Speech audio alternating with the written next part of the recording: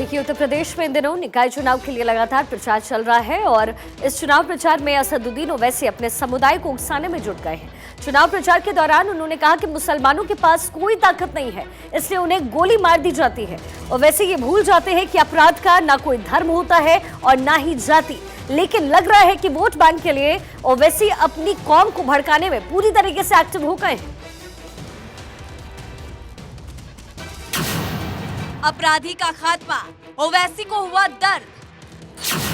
ओवैसी साहब अपराध का कौन सा धर्म? भड़काऊ भाषण वाले भाईजान को लगी आग। एआईएमआईएम अध्यक्ष असदुद्दीन ओवैसी की ख्याति भड़काऊ भाषण के रूप में है। वो हमेशा से कौम को भड़काने में लगे रहते हैं और इसी के जरिए अपनी सियासत चमकाते हैं। एक बार फिर से ऐसा ही करने में जुटे हुए हैं।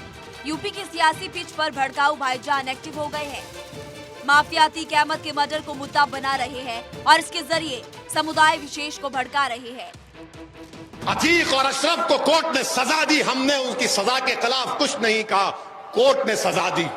मगर जब आपकी कस्टडी में है और कोई आकर करीब से सर पर गोली मार देता है और पुलिस वाले साथ में थे, उनको याद नहीं आया मुख्यमंत्री का वो फरमान कि गोली का जवाब गोली से, वो बेचारे परेशान हो गए, कुछ नहीं कर सके।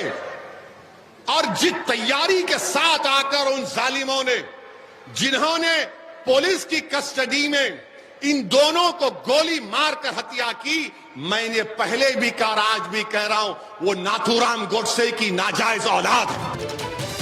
ओवैसी ने इस पूरे मामले को आईएएस जी के शनैया हत्याकांड के आरोपी आनंद मोहन की रिहाई से जोड़ा।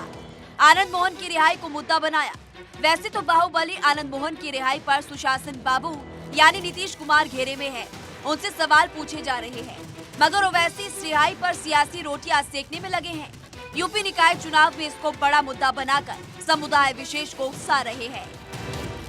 उत्तर प्रदेश के उनसे पूछना चाह रहे महाराज से, जो अपने आप को महाराज बोलते हैं, ये क्या हो रहा है?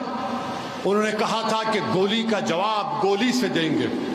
कोई अपना वेपन नहीं निकाला, निकाल कर एक को तो गोली मारते। अतीक अहमद यूपी का सबसे बड़ा माफिया था, उसकी तूती बोलती थी। 4.5 दशक में उसके ऊपर किसी ने उंगली तक नहीं उठाई, जबकि जरायम की दुनिया में वो बेताज बादशाह था।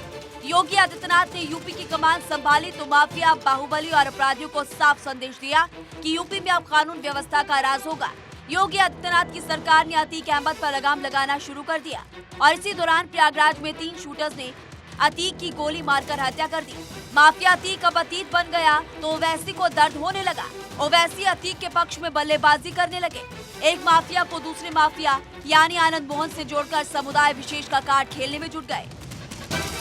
सवाल ये है कि जब अपराधी का कोई धर्म नहीं होता, अपराधी को केवल अपराध के लिए जाना जाता है, तो फिर अतीक के पक्ष में बल्लेबाजी क्यों?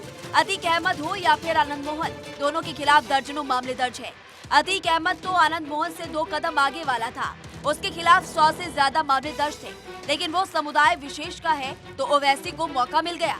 अतीक के बहाने ओवैसी यूपी निकाय चुनाव में वोट पाने की जुगत में लग गए, लेकिन भड़काऊ भाईजान को समझना चाहिए कि अपराधी को धर्म और जाति से ना जोड़ा जाए तो अच्छा होगा। Bureau report, Bharat 24।